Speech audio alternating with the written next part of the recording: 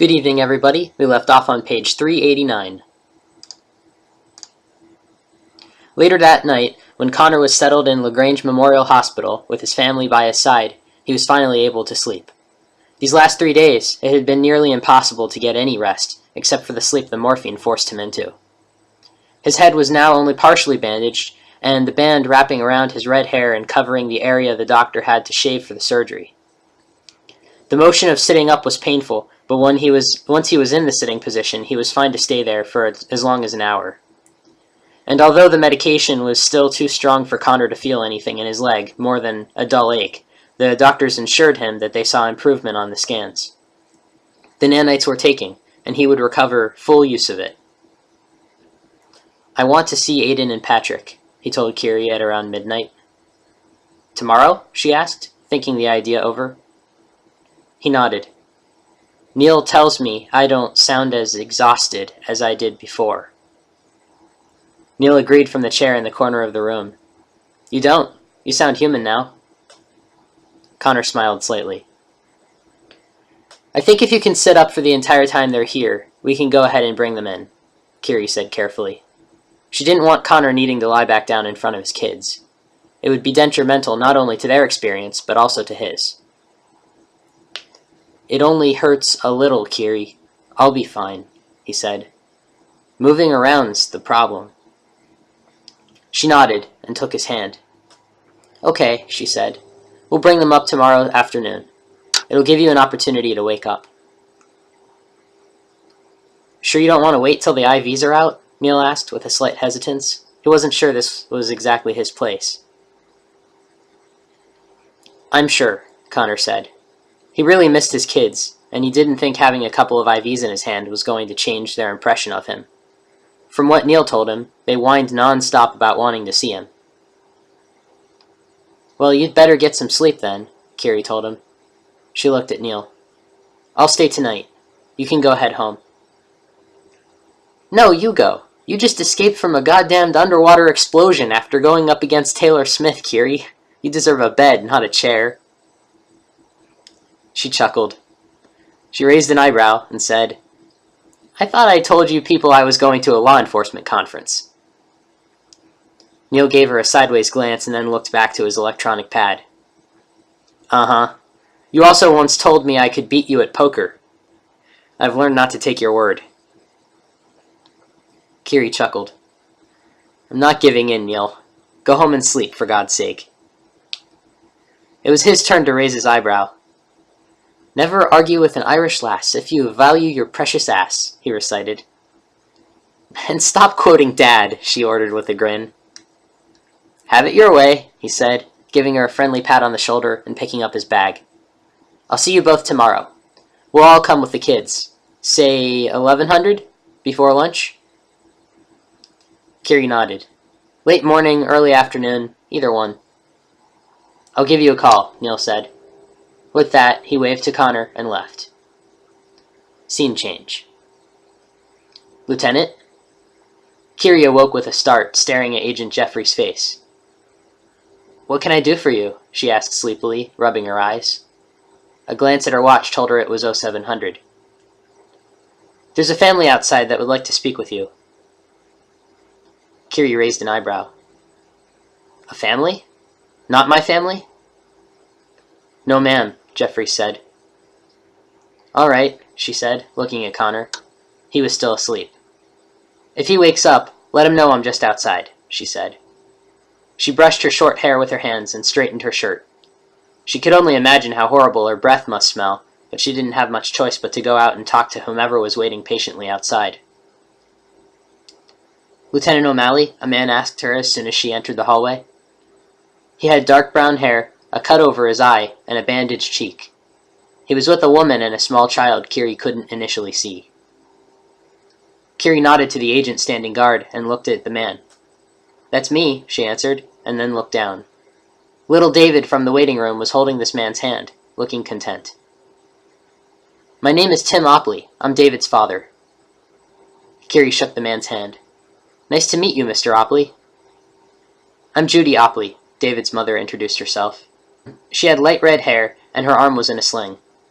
She shook Kerry's hand with her uninjured hand and smiled. "Pleasure," Kerry said with a smile.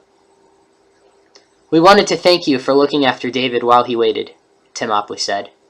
He looked at his son. "He told us all about you." "Is Mr. Kerry feeling better now?" David asked innocently. "He's feeling much better," Kerry assured him with a warm smile. She looked at Tim and Judy Oppley. "You have a wonderful son," she told them. "Thank you," they said simultaneously. Tim let go of David's hand and ruffled his son's hair. "You might be wondering what happened, Lieutenant," Judy said, "and how Brett's doing?" "I was," Kerry said, her smile not faltering.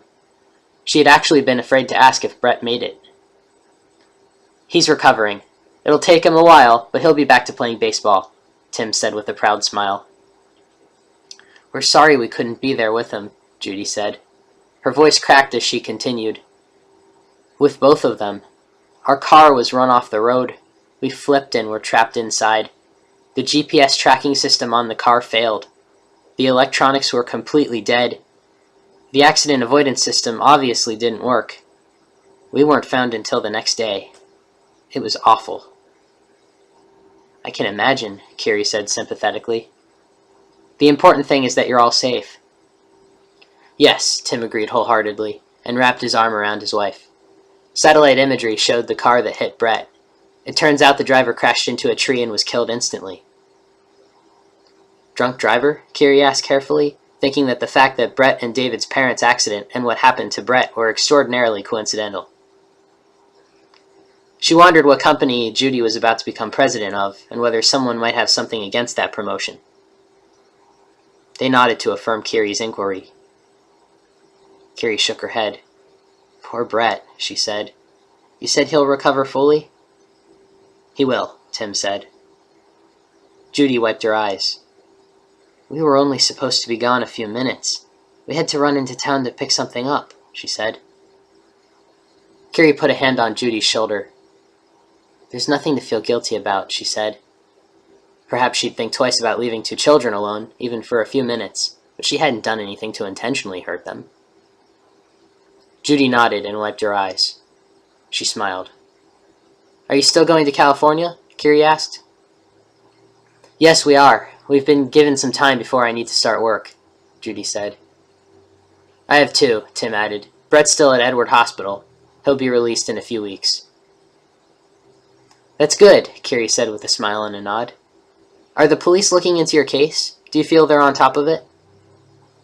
"That's actually part of the reason why we came here, Lieutenant," Tim confessed. "The hit and run is being ruled as a drunk driving accident, not intentional. But David was able to identify in a choice test what he saw on the license plate, and it matches the same false license plate that I remember hit our vehicle." "Mr. Oppley, choices are highly unreliable when testing children younger than 6. It was independently verified. He didn't hear what I said to the police, but they're still treating them as isolated incidents." Kerry nodded. "Okay," she said, seeing that she was clearly pushing an emotional button and accepting the fact that she hadn't seen all the evidence. "I'll contact a detective I know, see what I can do. I'll also make sure we don't drop this after you move to California." Judy smiled and grabbed Kerry's hand. "Thank you, Lieutenant." Suddenly, David interrupted. "I made you something," he exclaimed, taking out a piece of folded paper from his pocket. He handed it to Kerry. Kerry unfolded it. It was a stick figure drawing of two people. Both had red hair, but one was shorter than the other, and both had huge smiles on their faces. On the bottom, the words, "Love David," were scribbled nearly illegibly. "It's you and me," David said, pointing upward. Kerry lowered the paper to his reach, and he pointed to the yellow dot on the larger stick figure. "That's your badge," he informed her. "It's shiny and yellow." "Yes, it is," Kerry said, smiling broadly. "I love it, David. It's beautiful." She gave him a hug, and he continued happily grinning, pleased with himself. "I have some drawings of yours," she told him. "Oh," he said, remembering. "You can keep 'em. I can draw more." "You sure?" "Uh-huh." She smiled and patted his shoulder as she got up. "Thank you, David. You keep drawing now." "I will." "David, what do you say to Lieutenant O'Malley for staying with you?" Tim asked him. "Thank you," he said, looking up at her with cheerful eyes. "Thank you, David. You helped me as much as I helped you, and don't you forget it." "I won't," he promised. "We should get back to Brett," Judy said. "Thanks again, Lieutenant." "My pleasure," she said, and watched as they walked away. David looked behind him and waved. Scene change. Later that morning, Neil, Kathleen, and Seamus brought Aiden and Patrick. After Kerry briefly warned them that Daddy still didn't look perfect, and that they might be scared by all the tubes and bandages that they saw, they were still as eager as ever to see their father. Kerry opened the door, and the two children stood in the frame. "Come here, guys," Connor said happily, his arms opened. Aiden and Patrick looked at each other before running forward and colliding into a hug with Connor. Kerry winced, thinking that must have hurt him, but she saw no expression of pain on his face. Connor held them with closed eyes. Once he let go, he looked at them and tried to blink the tears away in his eyes. Aiden hopped onto the bed next to Connor, and Patrick ran around to the other side and did the same. "Guys, get off the bed," Kerry ordered, not wanting them to hurt Connor's leg. They started to comply, but Connor said, No, they can stay. They're welcome to stay." He smiled at his kids. "Just don't bounce around, okay?" "We won't," Patrick said hurriedly, and looked at the enormous cast encasing his dad's leg. It was held in traction, and Patrick seemed fascinated with the device. "Does it hurt?" he asked. "Not really," Connor told his son. "Not yet, anyway." "When will it hurt?" Aiden asked, his eyes sympathetic. Connor smiled. "The doctors are going to try very hard to make sure that it doesn't," he reassured Aiden. This week would be the hardest as he transitioned from morphine to normal pain meds. "When can you come home?" Patrick asked. "In about a week and a half, the doctor tells me. But if I'm a real good boy, they might let me go sooner," he joked. They were still monitoring his brain and his heart. Patrick and Aiden smiled. "We'll come visit every day," Patrick promised. "I'd like that very much," Connor told them. "Now, when are you guys going back to school?" "We haven't quite figured that part out yet," Kerry said, "but we'll work on it. They're studying over the internet right now." "And you've been good about that? Haven't missed any homework?" Connor asked them. "I'm ahead 3 chapters in math," Patrick told him. "And I finished all my reading for this whole week already," Aiden said. "Well, that's excellent," Connor praised. "You guys might just get more accomplished by staying home from school forever." "But I miss my friends," Patrick said. Aiden didn't comment on that note. "We'll figure something out," Connor said. He didn't know how much longer their family needed to be under FBI protection, but it was really starting to complicate things. "When can we go get my shoes with the spring thingies on the bottoms?" Aiden asked. "Aiden," Kerry corrected. No, he's right. He needs some shoes. Zipping, air-filled shoes," Connor recalled with a twinkle in his eye. Kerry was slightly annoyed that Connor didn't remember already saying no to Aiden's request, but was even more annoyed that Aiden was taking advantage of it after being told his father wouldn't remember certain things that had happened close to the incident. "I'll take them whenever we're allowed to go in a store," Neil said, eyeing the agents in the room. "Soon," Agent Castile said. "Promise. We're still going to stick around, but not as much," he promised. "So we can go outside of the house and to our friends' houses and to stores and to school?" Patrick asked. "All but school," Agent Castile told the boy. Patrick frowned. "Don't worry, Patrick. You'll see your friends soon enough," Kerry told him, putting her hand on his shoulder. "And besides, you don't want to be stuck at school while Grandma and Grandpa are here." "That's true," Patrick agreed. Aiden nodded his absolute agreement. "I hear you two have a new video game," Connor said. "Heroes of the Sky 2, Patrick said excitedly. He started to bounce slightly, and Connor couldn't hide wincing at the movement. "Sorry," the 8-year-old immediately stopped, his expression changing from an enthusiastic grin to a worried frown. It's all right, Connor said quickly, slowly moving his hand from his ribs and attempting not to grimace.